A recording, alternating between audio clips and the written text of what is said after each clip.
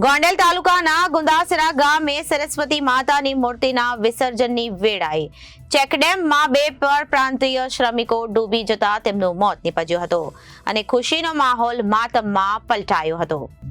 મળતી માહિતી મુજબ તાલુકાના ગુંદાસરામાં પરપ્રાંતીય શ્રમિકો દ્વારા ગઈકાલ વસંત પંચમીના રોજ સુપ્રીમ કાસ્ટ નામની ફેક્ટરીમાં સરસ્વતી માતાની મૂર્તિનું સ્થાપન કરાયા બાદ સાંજે વિસર્જન કરવાનું હતું અને 12 થી 15 લોકો વાજતે ગાજતે મૂર્તિ લઈ ગામ નજીકના ચેકડેમમાં મૂર્તિ પધરાવવા પહોંચ્યા હતા.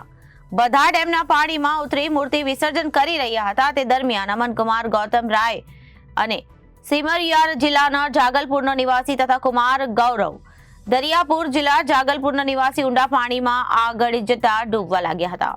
બંનેનો બચાવ થાય તે પહેલા ઊંડા પાણીમાં તેઓ ગરક થઈ ગયા હતા.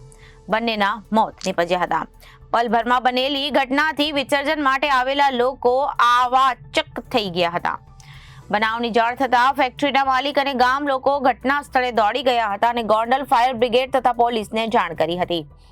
બાદમાં ગુંદાસરા પહોંચેલી ફાયર ટીમે ચેકડેમમાંથી બંને યુવાનોના મૃતદેહ બહાર કાઢી શિવમ સાર્વજનિક ટ્રસ્ટની એમ્બ્યુલન્સ દ્વારા ગોંડલ સિવિલ હોસ્પિટલમાં ખસેડવામાં આવ્યા હતા. Bureau report Janadesh news Gondal.